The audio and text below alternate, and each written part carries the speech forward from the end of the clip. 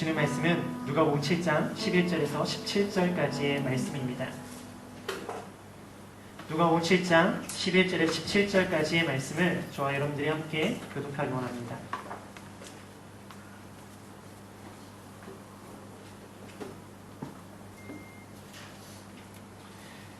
그후에 예수께서 나인이란 성으로 가실새 제자와 많은 무리가 동행하더니 성내가에 있을 때에 사람들이 한 죽은 자를 데려오니 이는 한 어머니의 독자요 그 어머니는 과부라. 그 성에 많은 사람들과 함께 나오되 주께서 과부를 보시고 불쌍히 여기사 울지 말라 하시고 가까이 가서 그 방에 손을 대시니 냉전이 서는지라. 예수께서 이르시되 청년아 내가 말하니 일어나라 하시니 죽었던 자가 일어나 앉고 말도 하거늘 예수께서 그를 어머니에게 주시니 모든 사람이 기도하며 하나님께 영광을 돌리되 승천자가 우리 마음에 일어나셨다 하고 또 하나님께서 자기 백성을 돌보셨다 하라. 같이 읽겠습니다. 예수에 대한 이 소문이 온 유대와 사방에 두루 퍼지니라. 아멘. 할렐루야. 오늘 이곳에 오신 여러분들 주님의 이름 축복합니다. 우리 함께 선포하기 원합니다. 나는 하나님의 사람입니다. 나는 하나님의 복된 사람입니다. 우리 옆에 있는 분들의 선포하겠습니다. 당신은 승리자입니다. 지난주 우리는 백부장의 믿음의 모습을 보았습니다. 그의 모습 가운데는요, 사람을 사람으로 사랑하는 모습이 있었습니다. 그리고 그것이 말로만의 사랑이 아니라 행함의 사랑이었고, 또한 그 행함의 사랑이 자신의 자랑이 되어진 것이 아니라 행함의 겸손한 모습이 있었습니다. 그러나 그의 모습에는 결정적으로 예수님을 놀라게 하셨던 것은 무엇인가? 그 말씀의 권위에 대한 믿음의 모습이 있었습니다. 그래서 예수님께서는 보시고 놀라시고 이스라엘 중에 이만한 믿음을 본 적이 없다라고 말씀해 주셨습니다. 오늘 시간 우리들의 모습 가운데 우리들의 모습에도 사람을 사람으로 사랑할 수 있고, 그리고 그 사랑이 행함으로 이루어지며 행함의 자랑이 아니라 행함이 겸손이 되어지고, 무엇보다도 말씀에 대한 권위의 믿음이 있기에 하나님의 은혜, 예수 그리스도의 기적이 우리의 삶 가운데 일어나기를 주님의 이름으로 축복합니다. 오늘의 본문은 예수님께서 나인성에 들어가셔서 과부의 아들을 살리시는 본문의 말씀입니다. 죽은 자가 살아나는 본문의 말씀입니다. 성경에는요, 죽은 자가 살아나는 본문이 몇 번 등장합니다. 구약에서 열왕기상 17장을 보면은 엘리야가 사렙다 과부의 아들을 살리는 모습이 있고요. 열왕기하 4장에는 엘리사가 수넴 여인의 자녀를 살리는 모습이 기록되어 있습니다. 그리고 신약에서는 사도행전 9장에 베드로가 다비다를 살리는 모습이 있고, 또한 사도행전 20장에는 사도 바울이 유두고를 살리는 모습이 기록되어 있습니다. 또한 예수님께서도요, 복음서에서 죽은 자를 살리신 사건이 3번 기록되어 있습니다. 우리가 마가복음 5장에는 달리다 굼이라는 것으로 잘 알고 있는 회당장 야이로의 딸을 살리시는 본문이 기록되어 있고요. 또한 요한복음 11장에는 그 마르다와 마리아의 누인 그 나사로를 살리시는 본문의 말씀이 기록되어 있고, 그리고 나머지 하나가 오늘의 본문의 말씀입니다. 오늘 본문은 지난주 본문과 동일하게 예수님의 치유와 기적에 초점을 두고 있습니다. 그러나 지난주 말씀은 바로 백부장의 모습에 초점을 두고 있다면, 오늘의 말씀은 예수 그리스도의 모습에 초점을 두고 있습니다. 우리 먼저 11절과 12절의 말씀을 같이 읽도록 하겠습니다. 11절과 12절입니다. 시작.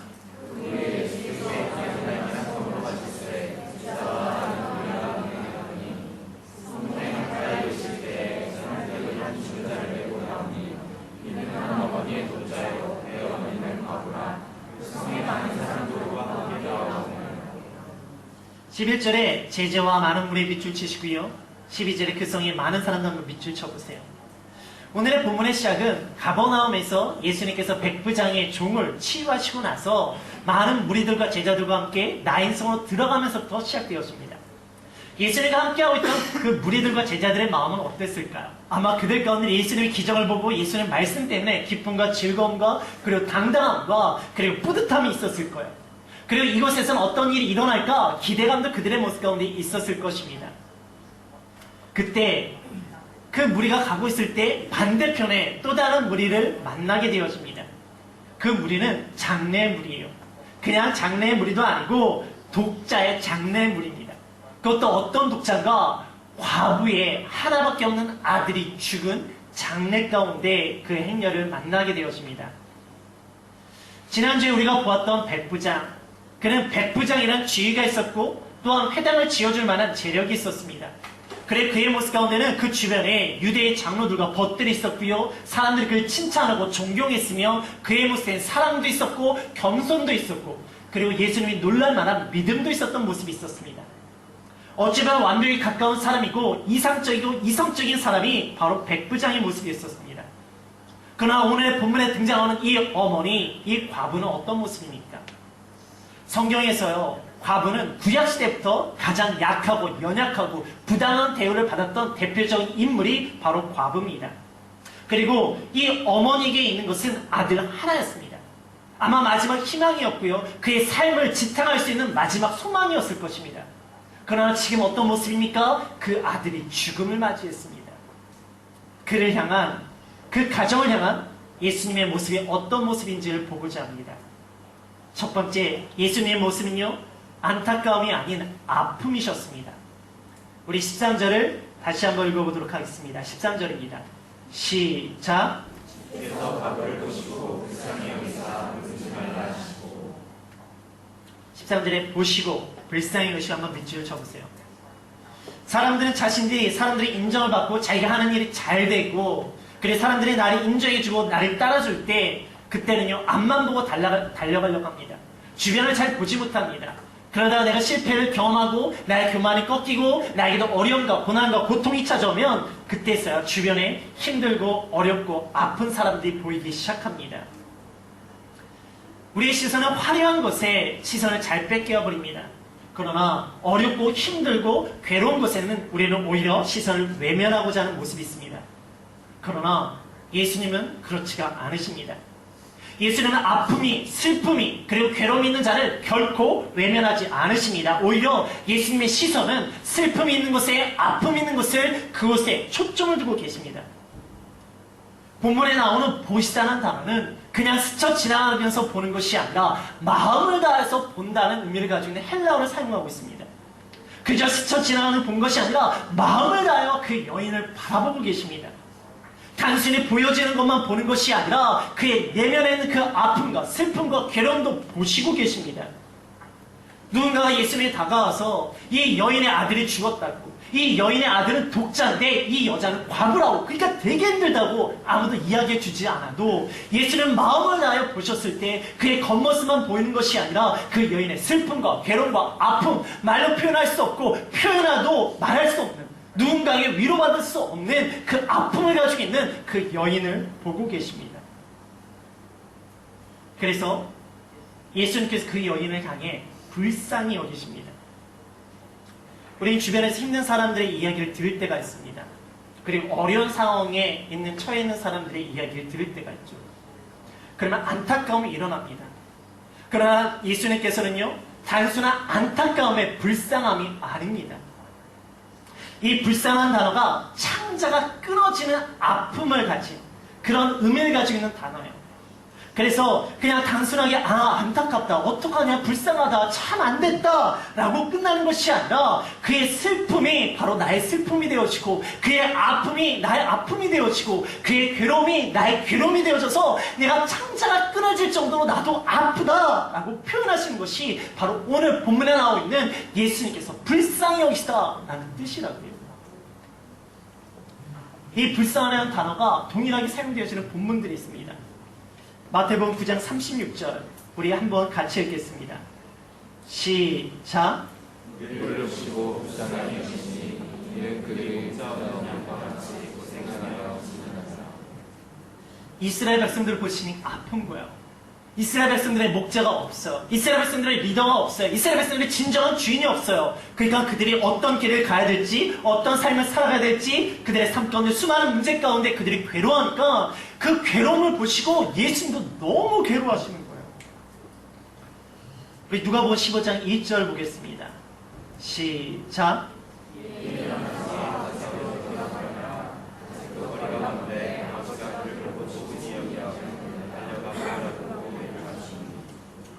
돌아온 탕자. 예수님께서 그 아버지가 돌아온 탕자를 보니까 치근히 여기십니다. 왜? 그 탕자가 자기 혼자 있을 때 아프고 힘든 것을 느껴지니까. 그 탕자가 뭔가를 잘해서 안아주고 입을 맞춘 것이 아니라 그가 홀로 힘들었던 것을 느껴지니까 그를 언싸고 입을 맞추면서 같이 아파하며 눈물을 내는 아버지의 모습을 기록하고 있다고요. 예수님은 우리의 고난과 아픔을 보시는 분이십니다. 우리가 말을 하지 않아도, 우리가 표현을 하지 못해도 그 아픔은 예수님께서 우리의 마음을 보시고 우리의 상황을 아시기에 같이 아파하시고 같이 괴로워지는 아픔이십니다. 단순히 불쌍히 여기는 것이 아니라 그 사람의 아픔이 나의 아픔이 되어서 내 창자가 끊어지는 아픔으로 나도 아프고 나도 괴롭다고, 나도 그 아픔을 느끼고 있다. 다른 사람은 몰라도, 다른 사람은 관심 없어도, 다른 사람은 그저 안타까워하는 것으로 끝날 수 있지만 예수는 나의 아픔과 슬픔을 보고 계시고 알고 계시고 그리고 같이 아파하고 계시다고요. 오늘 이 시간 누구도 이해하지 못하고 말하지 못했던 아픔과 외로움과 그 두려움, 예수님께서 보고 계시고 알고 계시고 함께 아파하고 계십니다. 그 예수님이 나와 함께 계심을, 나와 아픔을 나누고 계심을 믿는 우리가 되어지기를 주님의 이름으로 축복합니다. 두 번째는 지나가심이 아닌 다가오심입니다. 우리 14절의 말씀을 같이 읽겠습니다. 시작.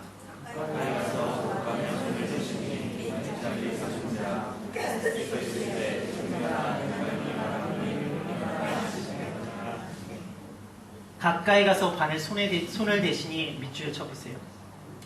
예수님은 아파하는 것으로 끝나시는 분이 아니십니다. 가까이 가서 그 관에 손을 대셨다라고 기록하고 있어요. 유대인의 장례 그 관습상 관뚜껑을 덮지 않는다고 합니다.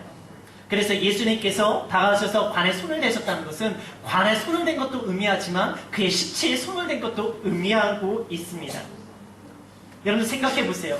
갑자기 한 남자가 나타나서 장례 행렬 가운데 그 앞에 있습니다. 그리고 그 관에 손을 대고 그리고 그 시체에 손을 대면 얼마나 이상하겠습니까? 그러나 이것은 단순히 이상한 것으로 끝나는 것이 아니라 유대인들에게 있어서는 금지되어 있던 모습이었습니다. 민수기 19장 11절을 보겠습니다. 시작. 13절입니다. 시작.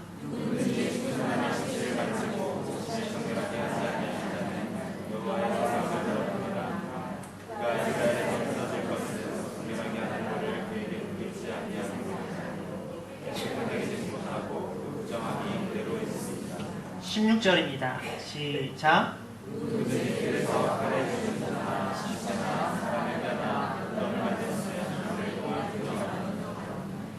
유대인들에게 있어서 시체를 가까이 하는 것은 부정한 것이었습니다. 자칫 잘못하면 민족에서 끊어질 만큼 부정한 것이 시체를 가까이 하는 것이었습니다. 그리고 무덤에 손을 대도 그 부정함이 일어난다라고 성경은 기록하고 있습니다. 그 사람은 아픈 거 알겠어요. 그 사람의 슬픈 거 알겠어요. 그래서 나도 아프고 나도 슬퍼요. 그런데 내가 그 사람의 슬픔 때문에 내가 함께 슬퍼하다가 내가 부정하게 되어지고 내가 민족에서 끊어지게 된다면, 그러나 예수님은 그런 것이 중요하지가 않아요. 사람들의 평가와 시선 중요하지 않아요. 자신이 부정하게 되어지는 것 중요하지 않아요. 자녀들의 학교 생활을 하면서 요즘 부모님들이 가장 걱정하는 것, 그것들 중에 하나가 왕따가 아니겠습니까? 아이들이 따돌림을 당한다는 것, 그것이 잘못된 줄 모르겠습니까? 잘못된 것을 알지만 왕따 당하는 친구에게 다가지 못하는 이유, 다른 아이들의 시선과 내가 피해를 받을까봐, 나도 왕따를 당할까봐. 자녀들만 이런 고민을 하나요? 요즘 직장에서의 왕따의 문제도 한국에서는 큰 이슈가 되어집니다. 성인들이 이것이 잘못된지 몰라서 이런 행동을 합니까? 알아요. 그러나 나섰다가 나도 피해를 볼까봐. 현대인들이 가장 어려워하는 문제 중에 하나, 바로 인간 관계 문제. 누가 나에게 다가오길 바라고 누가 나에게 손을 내밀기를 원하지만 어떤 누구도 나에게 다가오는 사람이 없고 나에게 손을 내밀어주는 사람이 없을 때 나에게 다가오는 그 절망감.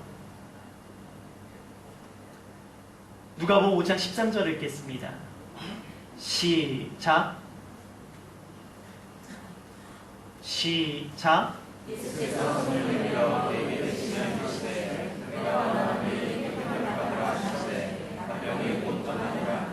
그 당시 아무도 다가지 않던 그 질병 중에 하나, 나병 환자.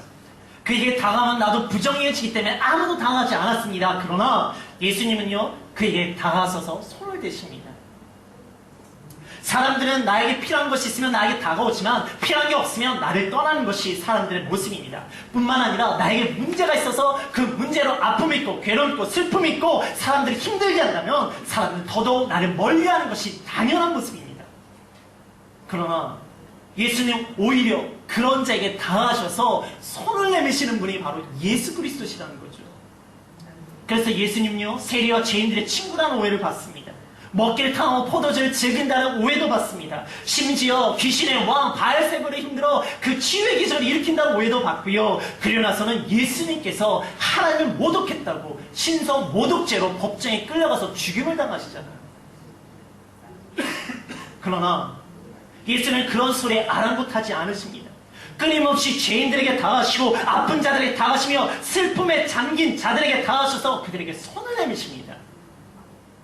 그가 죄인이고 그가 세리고 그가 창기고 심지어 그가 부정한 나병 환자랄지라도 그가 부정한 시체랄지라도 그를 치유하고 그가 아파하고 그가 슬퍼하며 그가 살리기 위해서 그와 함께하기 원해서 그의 아픔을 나누고 그를 회복시키기 위해서 예수님께 다하시고 예수님께 손을 내미십니다. 예수님 우리의 아픔과 슬픔을 그저 지나가시는 분이 아니십니다. 나와 함께함을 통해서 오해를 받는다 할지라도 나와 함께함을 통해서 고난과 고통과 죽음에 이른다 할지라도 예수님은 결코 나를 지나가시는 분이 아니십니다.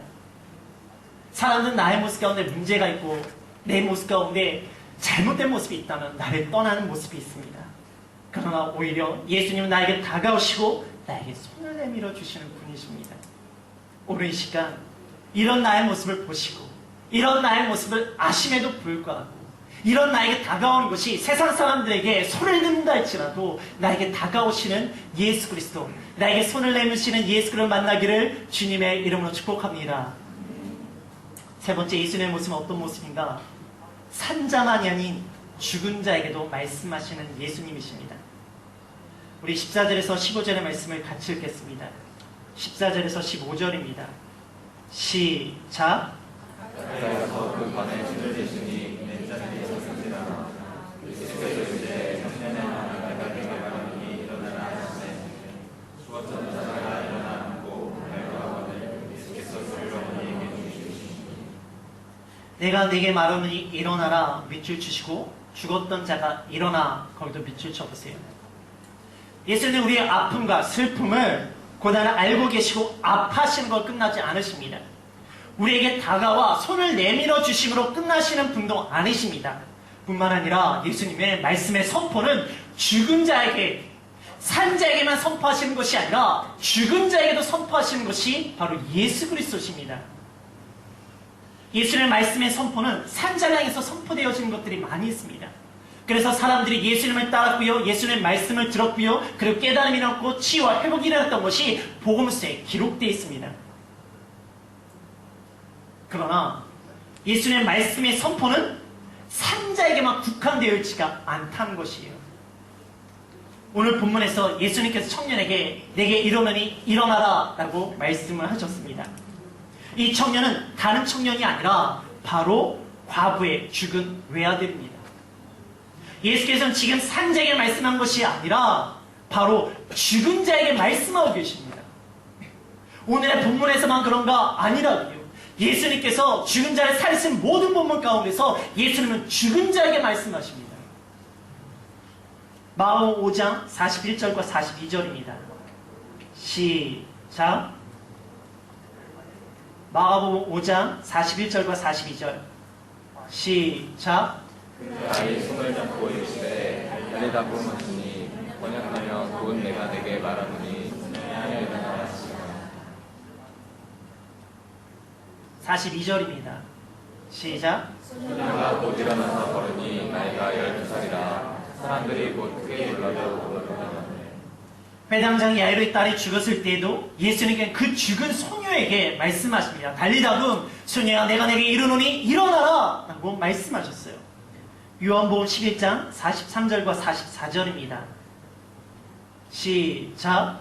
이 말씀을 하시고 큰 소리로 나타나야 나오라 부르시니 죽은 자가 수족을 그로 동인 채로 나오는데 그 얼굴은 수건에 쌓였더라. 예수께서 이제 풀어놓아 다니게 하라 하시니라. 예수님께서는 죽은 나사로에게도 말씀을 하십니다. 예수님의 말씀의 대상은 산 자에게만 선포되어지는 것이 아니라 죽은 자에게도 선포되어집니다. 왜? 예수 그리스도는 부활이요 생명이니 나를 믿는 자는 죽어도 살겠고 살아서 믿는 자는 영원히 죽지 아니하기 때문에 예수님이 생명이기 때문에 예수님은 죽음도 한계가 되어지지 않고 예수님은 죽음이 장벽이 되어지지가 않습니다. 예수님께는 죽은 자에게도 말씀하시고 그 말씀은 죽은 자에게도 이루어지는 것이 바로 예수님의 말씀인 줄 믿습니다. 예수 그리스도의 말씀이 죽은 자에게도 선포되어지고 예수님의 말씀이 죽은 자에게도 이루어진다면 우리의 삶 가운데 예수님의 말씀이 이루지 못할 것이 무엇이 있겠습니까? 예수님의 말씀이 선포되어질 때 변화되지 않고 예수님의 말씀이 선포되어질 때 우리 가운데 기적이 일어나지 못할 것이 무엇이냐고요. 오늘 시간 예수님의 말씀이 우리의 삶 가운데 선포되어질 때 우리 가운데 무너지고 우리 가운데 답답한 상황 가운데 그 예수님의 말씀이 일어나기에 기적이 일어나기를 주님의 이름으로 축복합니다. 오늘 본문이 지난주 본문 말씀과 같이 예수님의 치유에 초점을 두고 있습니다. 그러나 지난주 본문의 말씀 가운데는 백부장이 믿음의 모습에 초점을 두고 있어요. 그의 사랑의 모습, 행함의 모습, 겸손의 모습, 믿음의 모습에 초점을 두고 있습니다. 제가 봤을 때도 이 백부장은 예수님의 기적을 체험할 만한 충분한 자격이 있는 자입니다. 그러나 오늘의 본문의 말씀 속에서 이 과부의 모습 속에서 믿음의 모습, 사랑의 모습, 겸손의 모습, 행함의 모습이 있습니까? 다른 것도 아니고 사람이 죽었다가 살아난 놀라운 기적이 일어난 본문 말씀 가운데 적어도 예수를 향해서 다윗의 자손 예수여 나를 불쌍히 여겨 주시옵소서 외치는 소리도 없어요. 예수님 앞에 발 앞에 엎드려서 우리를 살려달라고 하는 간구의 모습도 없습니다. 그렇다고 옷자락에 몰래 손을 대는 그런 모습도 없습니다. 어떤 믿음의 모습이나 믿음의 고백이나 믿음의 행위가 전혀 없는 모습이 바로 이 과부의 모습이에요. 그런데 이런 과부에게 예수님께서 불쌍히 여기시고 그리고 다가가시고 손을 대시고 말씀을 하셔서 그의 인생 가운데 경험할 수 없는 죽은 자가 살아나는 기적을 일으키십니다. 누가복음 4장 19절 우리 같이 읽겠습니다. 누가복음 4장 19절입니다. 시작. 이 말씀이 예수님께서 성전 설교 가운데 이사야의 말씀을 통해서 설교하셨던 부분입니다. 주의 성령이 내게 임하시면 내게 기름을 부르사 포로된 자에게 자유를 가난한 자에게 복음을 눈먼 자에게 다시 보게 함을 그 말씀을 하시고 나서 마지막에 하시는 말씀이 은혜의 해를 선포하려 함이라 라고 되어 있어요. 이 은혜라는 부분을 킹 제임스 버전은 obsectable year이라고 번역을 하고 있습니다. 왜? 은혜가 이 은혜라는 단어가 받아주심이라는 의미를 가지고 있기 때문이에요. 그래서 은혜는 무엇인가? 바로 우리를 받아주신다라고 선포하셨다고요. 예수님께서 이 땅에 오셔서 주의 성령이 임하셔서 이 땅에 있는 자들을 내가 받아주겠다라고 선포하셨다고요. 예수님께서는 우리가 은혜 받을 만한 자격이 있어서 우리를 받아주신다는 것이 아니에요. 우리가 은혜 받을 만한 자격이 없다 할지라도 우리를 받아주시기로 결정하셨다고요. 백부장같이 존귀한 믿음의 모습, 백부장처럼 믿음이 좋은 사람에게만 은혜를 주시는 것이 아니라 백부장처럼 살고 싶지만 여전히 우리 가운데 죄악과 문제와 우리 가운데 욕망과 그리고 끊임없는 죄악의 문제로 쓰러지고 있는 우리들의 모습을 받아주시고 이런 우리에게도 은혜를 주시기로 결정하셨다고요. 그 자격은 우리가 결정하는 것이 아니라 하나님께서 결정하는 것이고 하나님 우리 모두를 받아주시기로 결정하셨기에 하나님의 은혜는 은혜 받을 만한 자격 있는 자에게만 은혜를 주시는 것이 아니라 은혜 받을 수 없는 그런 자에게 자격이 없는 우리에게도 주시는 것이 바로 하나님의 은혜입니다. 에베소서 2장 8절에서 9절의 말씀을 같이 읽을게요. 에베소서 2장 8절에서 9절입니다. 시작. 저희는 그 은혜에 믿음으로 말미암아 구원을 받았으니 이것은 너희가 이루는 것이 아니요 하나님의 선물이라. 행위에서 난 것이 아니니 누구든지 사랑하시고 하게 하려 합니다. 은혜는 자격 없는 우리 모두를 끊임없이 받아주시는 하나님의 선물입니다. 우리 생명의 말씀께 성도분이 이 은혜를 끊임없이 누리기를 주님의 이름으로 축복합니다. 우리 가운데 은혜 받을 만한 자격은 없지만 나의 아픔과 나의 괴로움을 보시고 나에게 다가오시고 나에게 손을 내미시며 그리고 나의 상황 가운데 예수 그리스도의 말씀을 통하여 회복하게 하는 그 기적의 삶이 일어나기를 주님의 이름으로 축복합니다. 그러나 은혜가 은혜로만 끝나지 않길 바랍니다. 예수님께서 2000년 전에 이 땅에 오셔서 선포하셨던 설교는 우리에게 은혜를 베푸신다고 우리를 받아주신다는 선포셨습니다. 그러나 다시 오실 예수님께서는요 우리에게 믿음을 보시겠다고 말씀하고 계세요. 누가복음 18장 8절입니다. 시작. 내가 너희에게 이르노니 그 원한을 풀어주시리라. 하나님 자로 때에 세상에서 그들을 보내느냐 하십니다. 은혜 받는 것은 자격이 없지만 구원받는 것은 자격이 있습니다. 그것은 바로 믿음입니다. 예수님이 우리에게 은혜를 주시고 우리에게 원하시는 한 가지 그것은 믿음입니다. 바로 우리에게 은혜를 주신 그분을 믿음으로 고백하는 삶. 죽음에서 살아나는 놀라운 기적을 체험한 이 청년이 은혜를 받고 은혜를 끝난다면 이 청년은 다시 죽어요. 내가 이 땅 가운데 너무나 놀라운 기적을 체험했지만 그 은혜를 받는 것으로 끝난다면 이 청년은 다시 죽어요. 그러나 이 청년이 이 놀라운 은혜를 경험하고 이 은혜를 주신 예수 그리스도를 믿으면 그 청년은 영원히 죽지 않은 하나님 나라에 들어가며 구원의 삶, 영생의 삶을 이룬다는 것이죠. 우리가 이 땅 가운데 예수 그리스도를 통해서 하나님 통해서 놀라운 기적이 일어나기 원합니다. 그리고 그 은혜를 경험하기 원합니다. 그러나 그것이 기적으로 끝나고 은혜로만 끝나는 것이 아니라 그 기적을 일으키시고 나에게 은혜를 주신 하나님을 믿기에 내가 이 땅 가운데서 놀라운 기적으로 끝나는 것이 아니라 이 땅에서 경험할 수 없는 영원한 생명으로 들어갈 수 있는 구원의 사건이 일어나기를 주님의 이름으로 축복합니다. 은혜가 은혜로만 끝나지 않기를, 은혜가 믿음으로 일어나고 믿음을 통해서 다시 오실 예수님을 맞이할 때 정말 나의 믿음을 통하여 영원한 생명, 이 땅에서 다시 사는 것이 아니라 정말로 부활하게 되어지는 우리의 영혼이 되어지기 원합니다. 말씀을 마무리하겠습니다. 예수님께서는요 세상 사람들이 알 수 없는 그 내 안에 있는 아픔과 괴로움과 외로움을 알고 계시고 보고 계십니다. 그리고 예수님께서는요 그 아픔과 괴로움을 함께 아파하고 계십니다. 그러시기에 예수님은 우리의 아픔을 보시고 외면하고 멀리 하시는 것이 아니라 우리에게 다가오시며 손을 내밀어 주십니다. 그리고 내 상황이 어떻다 할지라도, 내 상황이 죽은 자 같은 상황이라 할지라도, 내 가운데 죽은 자의 영혼이 있다 할지라도 예수님은 다가오셔서 그 죽은 영혼에게 정말 무너진 그 상황 가운데 다시 일어나라는 말씀을 통하여 죽은 자도 일어나게 하시는 예수님이시는 오늘 이 시간 그 예수 그리스도, 나에게 그런 은혜를 받을 만한 자격도 없고 조건도 없지만 그런 나에게 다가오시는 예수 그리스도를 만날 수 있는 저와 여러분들이 되어지기를 주님의 이름으로 축복합니다. 로마서 5절 읽겠습니다. 시작. 우리가 아직 죄인 되었을 때 그리스도께서 우리를 위하여 죽으심으로 하나님께서 우리에 대한 자기의 사랑을 확증하셨습니다. 2000년에 이 땅에 오신 예수님은요 우리가 의인이고 우리가 말씀대로 살았기 때문에 이 땅에 오신 것이 아닙니다. 예수님이 2000년 전에 십자가에 돌아가셨던 이유는 우리가 믿음이 있고 구원의 능력이 있기 때문에 얘가 구원받을 만한 사람이기 때문에 십자가에 죽으신 것이 아니라고요. 우리가 아직 죄인 되었을 때, 우리가 자격이 없을 때 예수님이 이 땅에 오셨고 예수님은 십자가에 달려 돌아가셨습니다. 우리는 구원받을 만한 자격도 은혜 받을 만한 자격도 없는 자입니다. 그러나 그런 자에게 예수님께서 다가오십니다. 그 예수님을 통하여 은혜를 누릴 수 있는 저와 여러분들 되기를 주님의 이름으로 축복합니다. 이 시간